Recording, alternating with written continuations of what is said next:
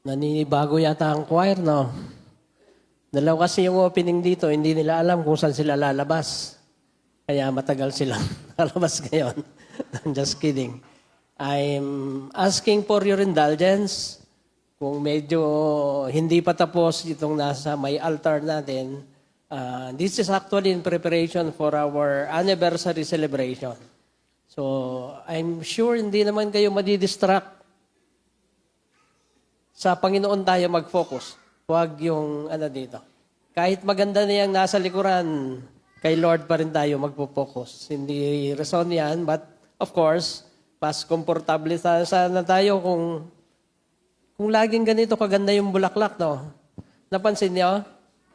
Nakahilera pa siya na parang maganda yung gising ng nag-arrange. Salamat sa Panginoon sa paglilingkod ng mga kapatid. So, lamang sabihin, mahal tayo ng Diyos. Amen.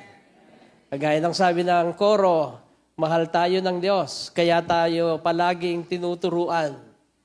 Bakit may pag-aaral ng salita ng Diyos? Dahil ito yung pinaghuhugutan natin ng lakas, ating tanglaw sa landas na ating nilalakaran at patnubay, ating gabay sa ating paglakad habang narito tayo sa lupa. Dahil marami sa nakapaligid sa atin, kung hindi man nakakainis ay nakakalito. Kung pakikinggan mo yung maraming politicians natin, ang totoo hindi ko na alam kung sino yung nagsasabi ng totoo sa kanila. Kaya hindi na ako nakikinig lately. Lalo na yung mga vloggers na hindi ko alam paano i-regulate yung mga yon, no? Sa kasi natin ngayon, kahit anong gusto mong sabihin yata, pwede mong sabihin. So, napakahirap ng malaman, wala kasing accountability, yun ang sinasabi ko. Paririnig mo yung mga politiko, ang kanilang ginagawa daw ay para sa bayan at para sa Diyos. Yung para sa bayan, hindi ko na masyadong pinaniniwalaan, lalo na yung para sa Diyos. Hindi ko alam kung totoo siya. Pero hindi lang sila, hindi lang larangan ng politika, maging ang larangan ng pananampalataya sa relihiyon ng mga Pilipino. Almost everybody is claiming of the Holy Spirit's leading. Kanilang sinasabi, ito ay sa patnubay, ito ay ginagawa namin dahil sa pangunguna ng banal na Espiritu. Naalala ko yung isang tagapanguna sa isang church, ang pastor hindi na niya alam kung papaano siya sisitahin at itatama. Pagkagayon man, isang araw, pinuntahan niya at sinabi, kapatid, pwede bang bawasan natin ng konti ito at bawasan ng konti yon? Sabi niya, bakit ko po bawasan, pastor? Sabi niya, ito po ang leading ng Holy Spirit. And who can go against the leading of the Holy Spirit? Kapag kayong kinakatwiran na ito ay sa patnubay ng banal na Espiritu, mahirap siya. Napakarami ngayon na mapapakinggan ka, mga pastors, preachers, and pastor bloggers, yun ang tawag nila sa sarili nila. Hindi ko na rin gustong basahin kasi minsan may nakita ko na hindi raw tama yung sinasabi nating ang lahat ay nangagkasala. Para lang daw yon sa mga Hudyo. Yun ang paliwanag niya, napakahaba nung kanyang article. Sa introduction pa lang ako, hinintuan ko na. Alam ko, ililigaw ako. Pero lahat sila ay umaangkin na sila ay pinapatnubayan ng banal na Espiritu. Sa ating text na binasa kanina na siyang ating pagsasaluhan, dito binigyang pagkakaiba. Inihalin tulad ni Pablo ang mga taong binigyan ng pagkakaiba yung mga taong pinangungunahan at mga taong hindi pinangungunahan ng banal na Espiritu. Paul differentiated them. Hindi sila parehas. Yan ang sabi niya. Kaya kung tayo'y nalilito, sino ba yung pinangungunahan ng Espiritu o sino ba yung hindi, narito ngayong umaga ay bibigay sa atin ng Diyos sa pagitan ng isinulat ni Apostol Pablo patungkol sa mga taong pinangungunahan at pinatnunubayan ng banal na Espiritu. Bagamat ang bahaging ito ng kasulatan ay pangunahing tumutukoy sa mga espiritual na kaloob. It is very obvious.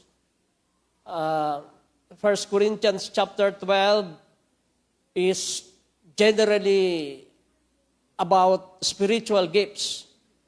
But it is also obvious na kailangan nating makita kung ano yung purpose ng mga spiritual gifts na yon. And the basic test to know if the person using the gift is being led by the Holy Spirit by looking at it and to see that how he regard the Lord Jesus Christ.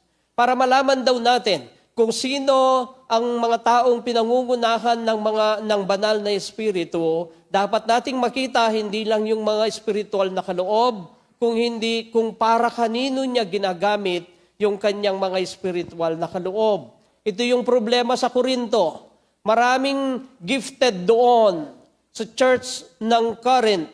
Marami yung mga pinagpala na merong ganito, merong na-bless na ganon. Maraming pagpapala ang iglesyang ito.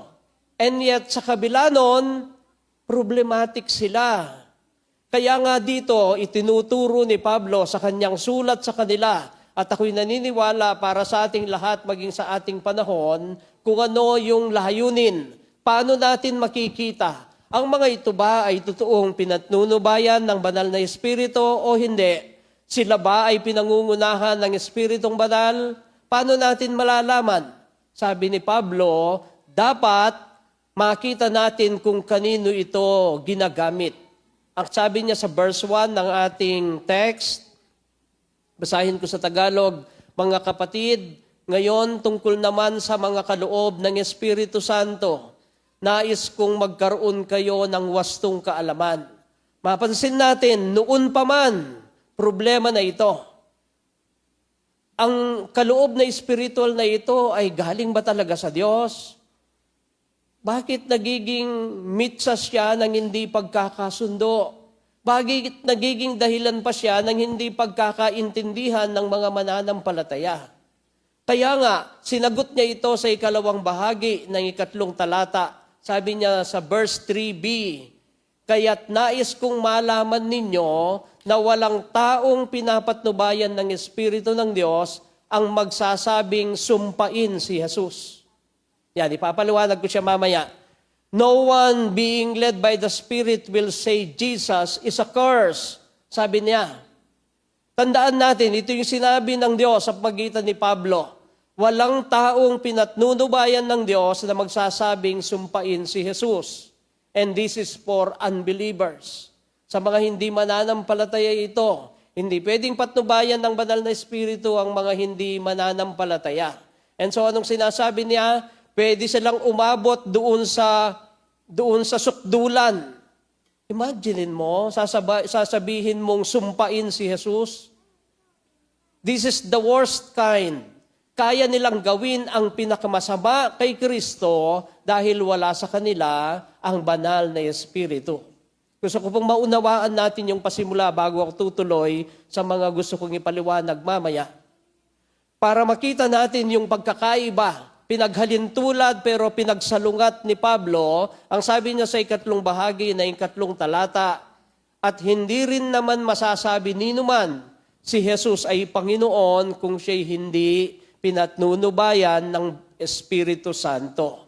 Ito ay para sa mga mananampalataya. This is for believers. And Paul describes it at its minimum. Kahit yung pinakamaliit na bagay na ginagawa mo para sa Diyos, ay hindi mo pwedeng gawin kung hindi ka pinatnunubayan ng banal na Espiritu. Nakita niyo po yung pagkakaiba? Yung nagsasabing si Jesus ay sumpain. Anumang bagay na wala ang banal na Espiritu ay pwedeng humantong sa pamumusong o blasphemy. Kung wala ang banal na Espiritu, ang pagtrato ng makasalanan kay Kristo kung hindi mapipigilan ay mauuwi sa pamumusong. Para mahirap, intindihin yung Tagalog, no? Without the Holy Spirit, the sinner's treatment of Christ, if unrestrained, leads to blasphemy. Pupunta siya doon sa blasphemy dahil sa aangkinin niya yung karangalan. When it is not of the Holy Spirit, anything can lead to blasphemy. Even it started good, kahit na sa pasimula ang tingin ay maganda, kung wala ang pangunguna at patnubay ng banal na Espiritu, pupunta yan sa hindi tama.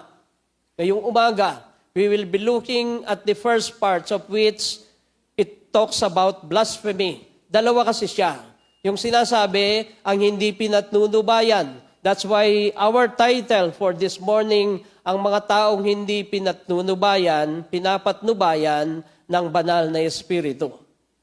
Next Lord's Day, God willing, we will be looking at the other part. If today is blasphemy, the second part is about believing. Yung mga maniniwala, yan ang sinasabi niya. Lahat ba ng mga kausap ni Pablo ay mga mamumusong? Are they all blasphemous? No. Ang iglesia ba sa Corinto, lahat ng miyembro nito ay mga blasphemers? No, I don't think so. Kung papaanong sa ating panahon, hindi naman lahat ay ang pamumusong kasi, ang ibig sabihin nito ay pag-insulto o pagsumpa. Yan, ito yung wala kasing Tagalog na sasakto dito na simpleng maunawaan natin yung blasphemy eh. Pamumusong talaga siya. Sa Kapampangan, pag tinatawag kang pagpusungkar, mapamiru ka mo. Kaya kung minsan tayo mga Kapampangan, hindi natin maunawaan ito. But this is an insult or curse on the highest level. Hindi ginagamit ang blasphemy sa ibang tao. Ito'y sa Diyos lang ginagamit. Kaya nga, ang mga lahat ba ng mga mananampalataya doon ay mga blasphemers? No. Tayong lahat ba ay namumusong sa ating panahon? Hindi rin.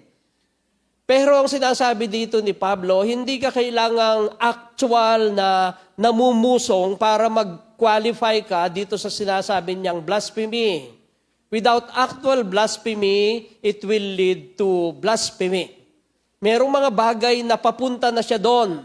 At yun ang sinasabi ni Pablo na dapat maiwasan. Dalawang bagay ang gusto kong makita natin sa ating pag-aaral ngayong umaga.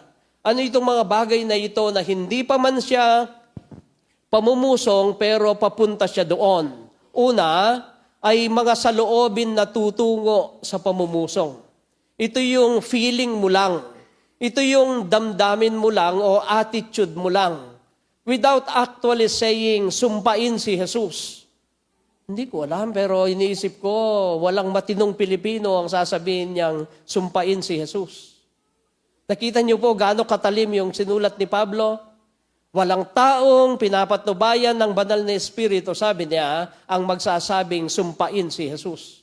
And I believe sa Pilipinas, sa mga ibang bansa siguro, lalo na sa mga developed countries, baka merong mga ateista na pwede niya o gusto niyang sabihin yung bagay na yon. Pero sa Pilipinas, katakot lang natin. Kaya totoong Kristiyano ka man, I mean biblical Christians, o hindi, yung mga umaangking Kristiyano, kahit na yung mga naniniwalang si Kristo ay tao lang, palagay ko hindi maglalakas ng loob na sasabihin, sumpain si Jesus. Paano yun? Ang sinasabi ni Pablo, yung mga nagsasabi lang. Hindi mo kailangang sabihin yon para tawagin kang blasphemer o mamumusong. We can still be blaspheming in our attitude, sa ating kalooban, sa ating mga saloobin. Damdamin mo kasi ganoon siya. Dahil ang pamumusong ay hindi po nangyayari kapag ginawa mo na siya. They are first attitude. Sa simula, sa loobin pa lang yan. Nasa isip, nagiging sa loobin mo, pero sa kaibuturan ng iyong puso ay meron ng pamumusong. And this kind of blasphemy cannot be detected outright. Wala po tayong tester na kapag dinikit sa iyo, makikitang blasphemer ka o hindi. Mahirap siya. Kaya nga, kapag gayong mga tao, kanyang inaangkin na siya ay pinangungunahan ng banal na espiritu, sana kung may tester, idikit mo lang sa ano niya, no? Hindi totoo yung sinasabi niya. Pero wala pong ganon. Kaya nga, ang tinatanong natin, ito ba'y sa banal na espiritu? Tayo na nag-aaral ng salita ng Diyos, dapat ay magkaroon tayo ng pagkaunawa. Sabi kasi ni Pablo sa verse 1, ayaw kung hindi ninyo ito malaman, sabi niya. Dahil ako'y naniniwala, alam ni Pablo, sa kanyang panahon at sa darating na panahon, magiging problema natin ito. Paano natin malalaman kung ang isang tao'y pinapatnubayan ng banal na espiritu? Ang Panginoong Yesus sa kanyang pagtuturo sa kanyang mga alagad, yung mga apostol at yung mga karagdagang alagad kasama niya, patungkol sa I apologize for lack of word, pero gusto kong sabihin about the mission operation. Parang nilagyan ko pa ng mission operation ng Holy Spirit, no? Ito yung kanyang papel na gagawin. Si Jesus mismo ang nagsabi, ano bang gagawin ni Jesus at paano niya ito gagawin at para kanino niya ito gagawin. That's why I'm saying, nung si Jesus ay nung gabi, na malapit na niyang matapos ang kanyang misyon dito sa lupa, doon sa upper room, maalala ninyo, that's why this part of Scripture, this section is commonly known as the upper room discourse. Ito yung tinatawag na pagpapaliwanag, pagpapalitan ng kuro-kuro, pagtuturo ng Panginoong Hesus na ginawa doon sa upper room. Kasama po ito na sinabi niya, pagdating, sabi niya, ng banal na espiritu. Ganitong sabi, sa John chapter 16 natin ito makikita, verses 13 and 14. Paano mo malalaman na ang isang tao'y pinangungunahan ng banal na espiritu? Ito ang itinuro ni Jesus na indicator para malaman natin. Verse 13, ngunit pagdating ng espiritu ng katotohanan, so it refers to the Holy Spirit.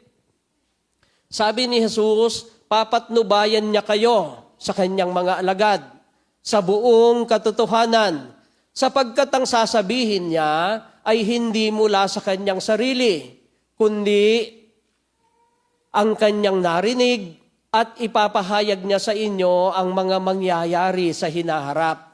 Ano daw ang sasabihin ng Holy Spirit kung nililid niya tayo? Kung ano ang sinabi, tinuro ni Jesus. Hindi siya may dalang sariling aral na mula sa kanya, ang ituturo lang niya ay kung ano ang ibibigay ni Jesus sa kanya. Para anong purpose? Verse 14, pararangalan niya ako. Nakita niyo po yon? Ang banal na espiritu ay gagawa para parangalan ng ating Panginoong Jesucristo.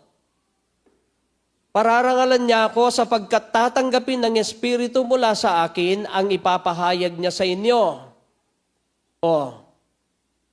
Yung sinasabi, pag may nagsabi sa inyong sinabi ng Holy Spirit, at yung sinabi niya ay hindi magbibigay karangalan kay Jesus, huwag tayong maniniwala. Si Jesus mismo ang nagsabi, hindi siya magtuturo ng sariling kanya, kung hindi ang ipapahayag niya ay ang ibibigay ko sa kanya. At ang layunin para sa karangalan ng Panginoong Hesukristo. Baligtad sa nakikita natin ngayon. Yung mga puspos, yan ang tinatawag na, yung mga puspos daw ng banal na espiritu ay walang tigil na naglulundag, tapos ay bumubula ang bibig, tapos ay kung hindi ko sinasabing mali sila. Pero ito ba ang sinabi ng Panginoon na tanda ng mga taong pinatnunubayan ng banal na espiritu? Magtuturo sila, sabi niya, at ang ituturo nila ay yung itinuro ko na ibibigay sa kanya. At ito'y para sa aking karangalan. Hindi para, ngayon, paramihan ng mga na-slain. Alam niyo yun? Yung isang ganyan lang niya, matutumba yung mga tao. Hindi ko alam kung pinapractice nila yon, pero ang galing nila. Believe ako. Pero merong hindi natutumba eh. Isa na ako doon. Sinubukan ko lang. nung bata-bata pa ako, mahilig ako magpapaniwala sa mga ganito. Kasi lahat ng hawakan niya dito, natutumba. Sinubukan ko din. Ako talagang gusto kong matumba. Ang totoo, tinitingnan ko kung may sasalo sa akin eh. Pero hindi ako natumba. Hindi ako magpapatumba. Gusto kong maranasan yung, di ko alam kung tinutulak niya or ano. Pero marami na kayong nakita, di ba? Marami na rin akong nakita. Kaya hindi ko sinasabing mali po yon. Pero kung yun ang paraan para sabihin mong puspos ka ng banal na Espiritu, parang salungat sa tinuturo ng Panginoong Yesus. Ito'y magbibigay ng karangalan kay Jesus, hindi kanino man, not even to the Holy Spirit. Si Jesus, hindi ang sino man ang bibigyan niya ng kaloob, ng karangalan, kundi ang mga ibibigay na kaloob ay para parangalan ng ating Panginoong Jesus. Lahat ng spiritual gifts na ibibigay ng Holy Spirit ay dapat para malaman nating galing yan sa Holy Spirit kung ito'y nagbibigay karangalan sa ating Panginoong Yesus. Kaya lang kakaiba nga sa nangyayari ngayon. Pag may nagpapagaling doon, nagpapagaling din dito. Gusto ko sanang mag-contest sila doon sa mga bumubuhay ng patay eh. Pero malulugi na si Brother Ray noon pagka nabuhay na yung mga taga-apalit. Wala nang... Hindi kung sino yung mas gifted, mas sikat. Hindi kung sino yung maraming natanggap na kaloob. Sila yung mas maimpluwensya. No. Ang lahat ng ito ay para sa ikaluluwalhati, ikararangal ng ating Panginoong Hesus. Ano sinasabi ng banal na kasulatan? Sa pagdating ng banal na Espiritu, ang kanyang gagawin ay udyukan ang mga taong makasalanan. Remember at the day of Pentecost, pagbaba ng Holy Spirit, sa pangangaral ni Pedro, waring napunit ang puso ng mga taong nakikinig. At ang tanong nila, anong gagawin po namin upang matakasan ng kaparusahang darating? It will convict. The Holy Spirit, He will convict. The Holy Spirit will convict. Uudyukan niya. Dahil ang pag-udyok niya sa makasalanan ay para mapagtanto niya na kailangan niya ng tagapagligtas. At sinong mabibigyang parangal? Ang ating Panginoong Jesucristo. But refusal to admit one's sin is actually a refusal of a Savior. Kung hindi mo kikilalanin na isa kang makasalanan, tinatanggihan mo ang tagapagligtas. In attitude, it is rejecting Christ. Ayaw niya. Anong sinasabi niya? Okay naman yung ginagawa namin. Yung effort ko, okay naman. Marami namang na-accomplish. Anong sinasabi ni Pablo? You're being deceived. Hindi mo nauunawaan. Huwag nating kakalimutan, as we stand before God, we have to realize that we are not accepted but condemned on our own. Walang pwedeng magsabi sa atin, matuwid ako. Wala. Tayong lahat ay nakundina na. Tayong lahat ay mapaparusahan na. Nothing to commend any of us before God. And our only hope is Christ. Maliwanag naman turo ito ng Biblia. O sinasabi niyo marahil sa akin, di ba pastor, pinatawad na tayo at inaring matuwid sa harapan ng Diyos? Ito'y yung doktrinang tinatawag na simul justus et peccator. Yan. Yayabangan ko lang kayo para alam niyong may alam akong Latin. Ang ibig sabihin noon, just yet sinner at the same time. Pwede ba yon? Na matuwid ka pero makasalanan ka pa din? On our own, makasalanan pa din tayo. Yet, matuwid tayo sa harapan ng Diyos dahil sa katwirang ibinalabal sa atin ng Panginoong Jesucristo. That's why ang doktrinang ito ay tinatawag na matuwid pero makasalanan pa rin at the same time. Hindi ka pwedeng magbalaki. Naku mo, Naku mo, nasulat na yung pangalan mo sa Blue Book. Tayo kasi hindi ito aklat ng buhay, aklat ng solid lang ito eh. Hindi ko mo nasulat ang pangalan mo sa aklat ng solid ay pwede ka nang magmalaki at pupunta ka sa langit. No, hindi po ganon. Kaya lang tayo naging matuwid dahil sa katwiran ng ating Panginoong Jesucristo. Simultaneously just and yet sinner at the same time. Yan ang sabi ng mga theologian. Di lalo na kung hindi mo pa isinuko ang buhay mo at tinanggap si Jesus. Lalo kang walang katwiran, lalo kang walang ihaharap na panagot sa kasalanan at sa bunga nitong kamatayan. But a lot of people today, their attitude is that, oh no, I do not need what you are talking about. I'm all right. I'm not perfect, but I am doing my best.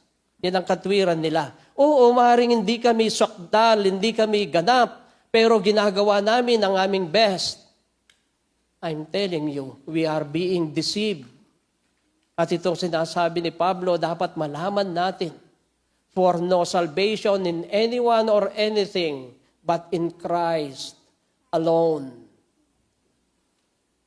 Pero pastor, para yan sa mga unbelievers. Yes, I agree. And I am already a Christian, and I agree. But I am giving you a warning, just like what Paul is saying here. Ang kausap po niya dyan ay mga mananampalataya. Maliwanag sa verse 1, ang sabi niya, mga kapatid, hindi po mga unbelievers ang kausap niya. Bagamat sinasabi ko na sa inyo kanina, yung pinaka-sukdulan ay pwedeng magawa lang kapag wala ang banal na Espiritu. Kung totoo tayong mananampalataya, itinuturo ng banal na kasulatan na lahat ng mananampalataya ay pinananahanan ng banal na Espiritu. Bagamat hindi lahat ay puspos, pero lahat ay pinananahanan. Now, kung mananampalataya tayo, bakit pa natin pinag-aaralan ito? Gusto kong ibigay ito na bilang babala. Kagaya ng kalagayan ng iglesia sa Corinto, sa kanila ay marami yung napatunayan nila na nawala na yung kanilang hindi na nila nararamdaman. They have lost conviction of the Holy Spirit. Nawala na yung conviction ng Holy Spirit sa kanila. Kasi naman, naparami yata yung giftings na binigay doon. Marami yung marunong mag-preach. Ninenervous na ako sa church eh. Sabi ng maraming kapatid, Pastor, parang mas magaling pa po si Deacon Joel sa inyo. Sabi ko, hindi ko na siya papag-preach ulit. Hindi pwedeng may mas magaling kay Pastor Conrad. Marami yung mga leaders natin, marami yung mga nagtuturo.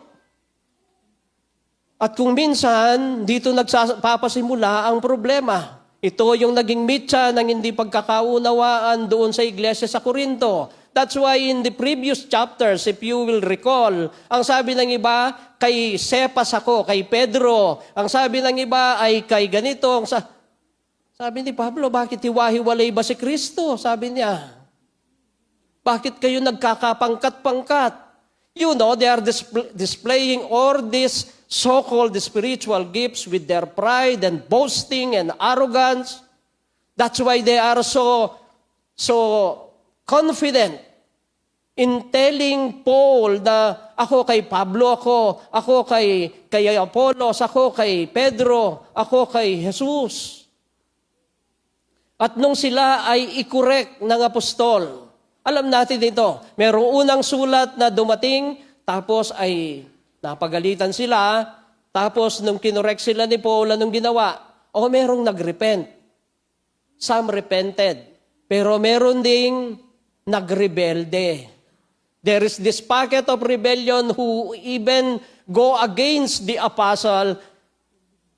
Listen to that. Si Pablo ay hindi pangkaraniwang tagapagturo. Siya'y apostol. Ang apostol ay ang katumbas, ang Diyos ang nagsasalita sa pamamagitan niya. Kaya sinasabi natin ngayon, wala nang apostol. Kasi nga, naisara na po ang luma at ang bagong tipan. Kung meron pang nagsasalita sa magitan nila nagsasalita ang Diyos, meron pang pinakabagong tipan. Lumang tipan, bagong tipan, at ang pinakabagong tipan. Wala na po. Dahil yung mga taong ginamit ng Diyos para mangusap siya, kanya nang naipahayag ang pinakamataas at sukdulang kapahayagan ang kanyang anak mismo. The final and ultimate revelation is Jesus Christ Himself. And He came already. And He ministered and completed His mission and ascended back to heaven, now seated on the right hand of the Father. And so what else will be revealed? Wala na. Kaya wala ng apostol. Wala ng taong ginagamit na magsalita ng diretso ang Diyos sa pamagitan nila. But look at that. Si Pablo na diretsong ginagamit ng Diyos nung marinig nila yung pagtutuwid. Magandang ano ba yung rebuke sa Tagalog? Pagsaway, yan. Marami kasing pasaway ng mga Kristiyano. Nung marinig nila yung pagsaway ng Diyos sa pamagitan ni Pablo, ay nagrebelde sila. Anong sinabi? Apostol ka ba talaga? Bakit kung apostol ka, bakit hindi gumagaling-galing yan thorn of the flesh mo, thorn in the flesh? Yung suksok sa laman, yung tinik sa laman, bakit hindi siya gumagaling? Hindi ko alam kung inuubo siya, pero palagay ko hindi. Ako lang yung inuubo. Nagulat niya ako, ang sakit-sakit ng ulo ko kahapon. Sabi ko, nandun naman yung mga kapatid sa Makapagal, bahala na kayo dyan. Because I'm reserving the little of what I have as my energy, nire-reserve ko para ngayon. Dapat nga makikipaglamay ako dun sa isang kasama naming pastor na kinuha na ni Lord, pero hindi rin ako nakapunta. Sama ng pakiramdam ko. Pero salamat kaninang umaga. Salamat sa inyong panalangin. Mas okay na ako. Nagkakasakit din po ako, mga kapatid. Hindi po ako super pastor. Ang sinasabi ko lang, baka may nagsasabi sa inyo, bakit ikaw? Sigaw ka pa ng sigaw sa pulpito, tapos magkakasakit ka din, hindi ka rin gumagaling. Ay, hindi na ako magtataka. Si Pablo nga na apostol, sinabihan ng ganito. Anong sabi sa kanya? Matapang ka lang kapag ka nagsusulat ka eh. Pero bakit hindi ka magpunta dito? Nakikita niyo yung hamon sa kanya? Hindi nila tinanggap yung kanyang pagsaway. Dahil hindi na nila nararamdaman yung conviction na galing sa banal na Espiritu. No conviction, no confession. Therefore, akala nila kasi ay pwede silang makatayo sa kanilang sarili. Akala nila kasi dahil naturuan na sila, ay kasing level na sila ng apostol. Akala nila, alam na nila lahat. Dahil sa kanilang kalagayan, maraming mayayaman sa Korinto. Marami ang marurunong. Marami yung pinagpala ng spiritual gifts. May napanood ako sa hindi Netflix ito eh. Yung mga malalaking kalabaw, nag-enjoy ako manood doon kasi yung mga kalabaw sa Pilipinas, kakaunti na tapos maliliit pa. Yun ang lalaki. Itong mga kalabaw na ito, kung titingnan mo, hindi siya dapat natatalo nung layon. Yung mga layon, ang liliit lang eh. Daganan na lang niya yun, pisa yung layon eh. Pero alam natin lahat, di ba? Mayabang kasi yung mga buffalo, hindi sila tumatakbo kagaya ng iba. Pag parating na yung leon, hindi siya tatakbo. Ang buffalo, nandoon lang siya. Kasi ang nasa isip niya, liit-lit mo yan, kaya mo ako. Pero makikita mo, bandang huli, minimerienda na siya nung leon. Ano ang dahilan? They were so fixated with their build. Ang tingin nila kasi ang laki-laki nila. Ang tingin nila ang lakas-lakas nila. Ang tingin nila makapangyarihan sila.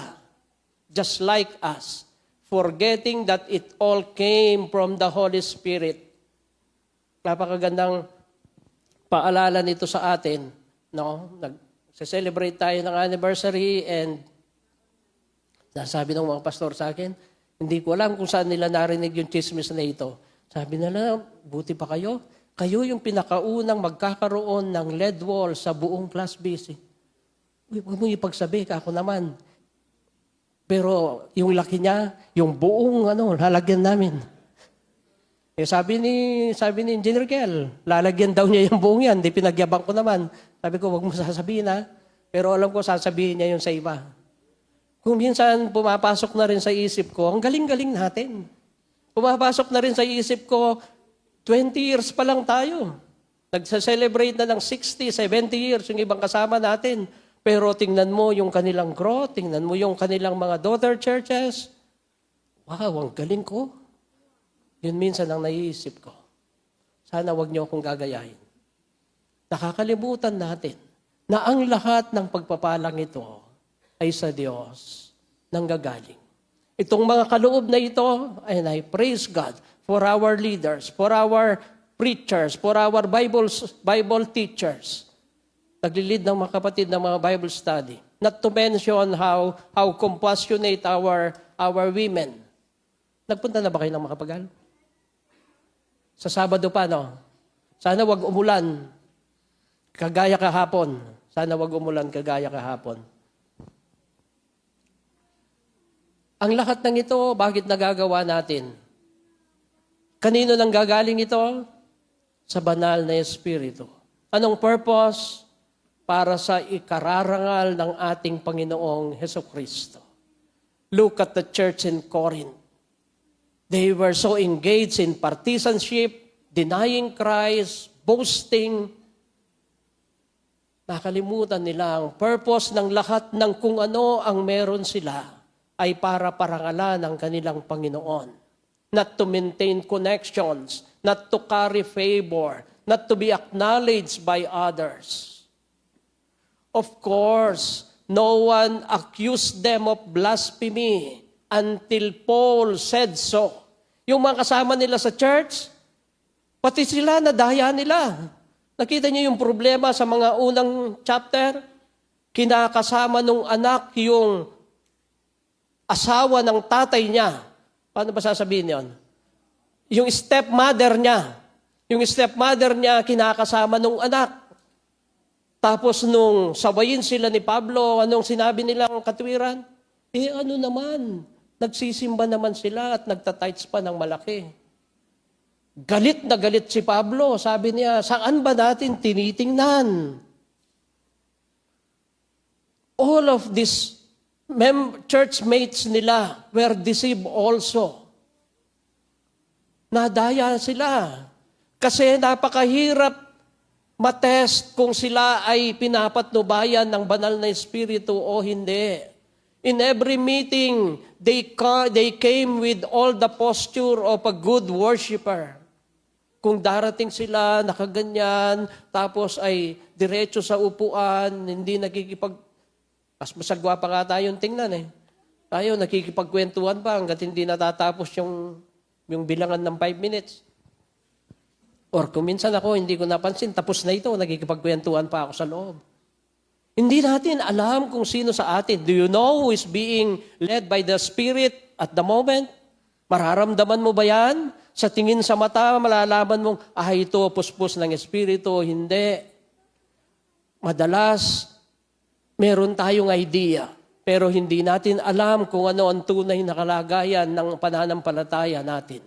Pero wag kayong paka-relax.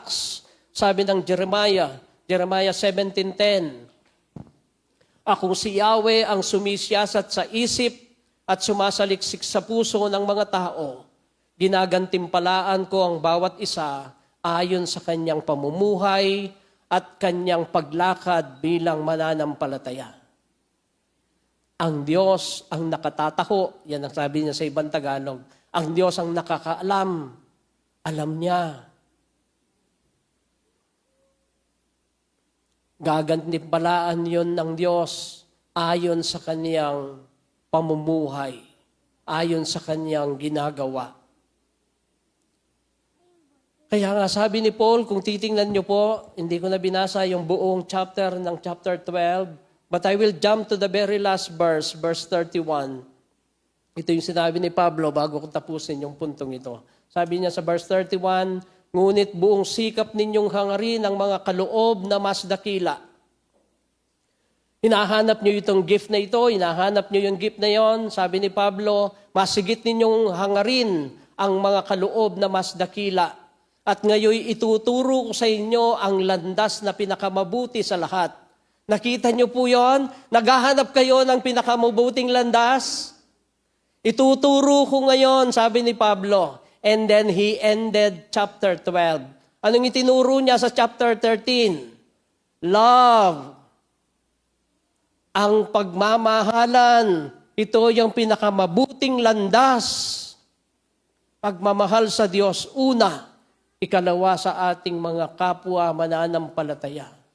Anong sinasabi ng Diyos sa atin ngayong umaga? Hayaan ninyong ang banal na Espiritu ang mag-restrain sa atin.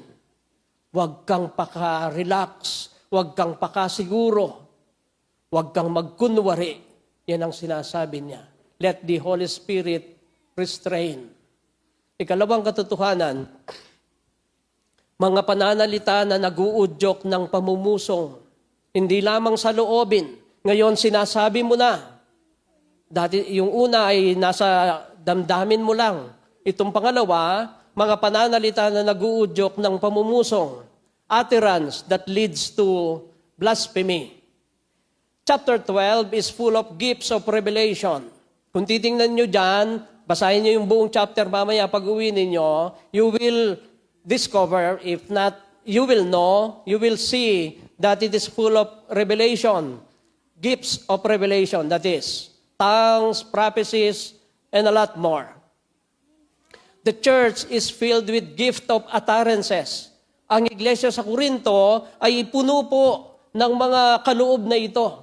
Kaya nga sabi ni Pablo, kung makapangusap ka man ng salita ng mga anghel, alam yata nila yung salita ng mga anghel, sa chapter 13 niya yung sinabi.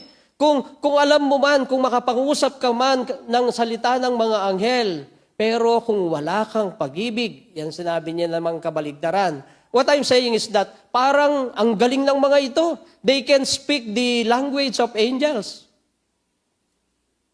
So many gifted preachers and teachers, but the church is problematic. Yung mga kaloob pa na yon ang ginamit ng kalaban para magkaproblema sila. Hindi sila mapalad.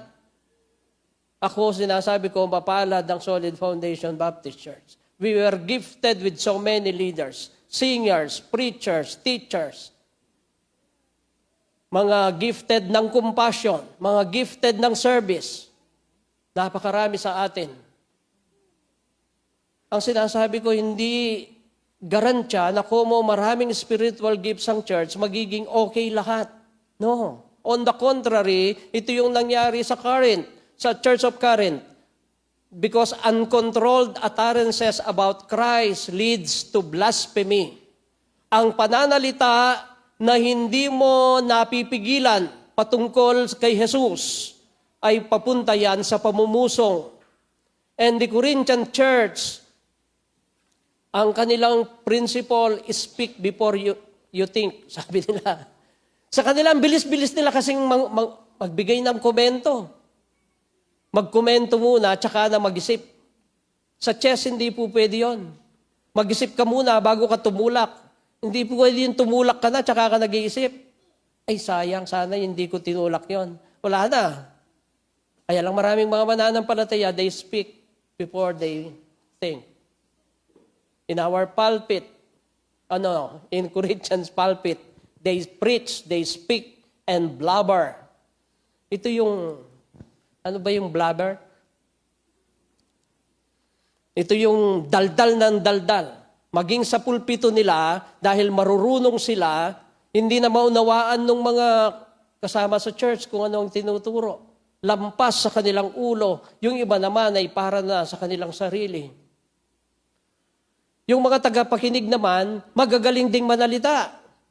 Mga commentators naman, feeling that they know better. Mali na naman yung first point ni Pablo. Sabi niya, mali yung illustration. Yung application, hindi akma. What should be the control? Alin ang controlling factor too many Christians, they use emotions. Yung kanilang damdamin. Tsaka sila mangungusap dahil sa hindi na nila mapigilan yung kanilang emosyon. Or maybe circumstances. May mga pangyayari sa buhay na parang yung mga namatayan, yung mga naglilibing, hindi mo pwedeng businahan, no? Parang disrespectful sa patay at baka pagtulungan ka ng mga nakikipaglibing. Pag merong nangyari, hindi mo siya pwedeng sabihan ng ganito, hindi mo pwedeng itama. You just have to look for the proper timing.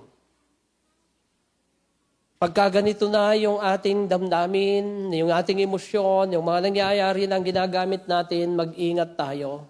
Dahil baka malapit na tayo sa kalsada. Or baka nakatawid na tayo. Yung pabalik, yun ang mahirap. Marami daw sa mga nagka-crash na eroplano, alam niyo po kung ano ang dahilan? O napanood ko lang ito. Marami pala sa mga nagka-crash na eroplano, ang dahilan, may lumuwag na tornilyo. Hindi ko po sinasabing may lumuluwag na tornilyo sa inyo. Kinukwento ko lang po yung plane crash. Ang isang dahilan, pinakamaraming dahilan ng pag-crash ng eroplano ayon sa data ay yung mayroong tornilyong lumuwag. Kaya nga yung mga commentator, sabi nila, ba't kasi tornilyo pang ginagamit? Why not switch to no nail, no screws? Di ba meron na ngayon? Dati ang hirap-hirap po bang magpako, sabi nung advertisement, huwag ka na magpako, meron ng no nail, meron ng no screws. Pwede ba yon? Yung eroplano, gagamitan mo ng glue? No, that will not happen. Because people behind this were so careful. They study, they test and trials. Napakarami niyan. Anong sinasabi ko? Let us be careful when we speak of Christ. Hindi yung kahit na kahit na paanong paraan ay sasabihin natin ang patungkol sa ating Panginoong Hesukristo. Let us make sure that we seek His honor always through the leading of the Holy Spirit and His Word. That is why, kung iniisip natin na madali po para sa mga mangangaral ang tumayo dito at magsisigaw, noong nakaraang Sabado, sabi ko, tinamad na naman si Deacon Joel, hindi sumama doon sa Makapagal. Nag-chat siya kasi, excuse muna ako, sabi niya. Tapos binasa ko yung kasunod na sinasabi, kasi mag-aaral ako para sa isi-share ko bukas. Hindi siya ganun kadali. For we will give an account for every word. Yes, every careless word na binanggit at lumabas sa ating bibig. May it be gossip, backbiting, or hate-sharing, lahat ng yan, ipagsusulit natin sa Panginoon. We do not have to share wrong doctrine to be blasphemous. Hindi kailangang mali muna yung doktrina para tawaging namumusong tayo. Ang sinasabi ng banal na kasulatan, yung mga bagay na hindi nagbibigay ng karangalan kay Jesus na ating sinasabi sa iba, o kapag ka hindi naririnig ng iba, o kapag ka sobrang galit natin sa iba, mag-ingat sa mga pananalitang mag-uudyok ng pamumuso. Yan ang tinuturo sa atin. Dahil ang nagsasabing sumpain si Jesus ay hindi pinapatnubayan ng banal na Espiritu. Ang sinasabi niya sa ating mga mananampalataya, hindi mo kailangang sabihin ng diretso yon para maging matawag kang namumusong dahil merong hindi pagbibigay parangal sa ating Panginoon. Kung wala ang banal na Espiritu, ang pagtrato ng makasalanan kay Kristo kung hindi mapipigilan ay mauuwi sa pamumuso. When it is not of the Holy Spirit, anything can lead to blasphemy. But if it is of the Holy Spirit, then even the littlest is of Christ. Wala kang pwedeng ipagmalaki dahil nakaranas ka lang ng pagliligtas, ng pagiging matuwid dahil kay Jesus. And so listen to the prompting of the Holy Spirit, my dear brethren. Huwag nating ipagwalang bahala ang pag-udyok ng banal na Espiritu. Let Him guide. Let Him lead for us to be used for the glory and honor of our Lord and Savior, Jesus Christ. Amen. Salamat po. We just would like to thank you, Father, for teaching all of this to us.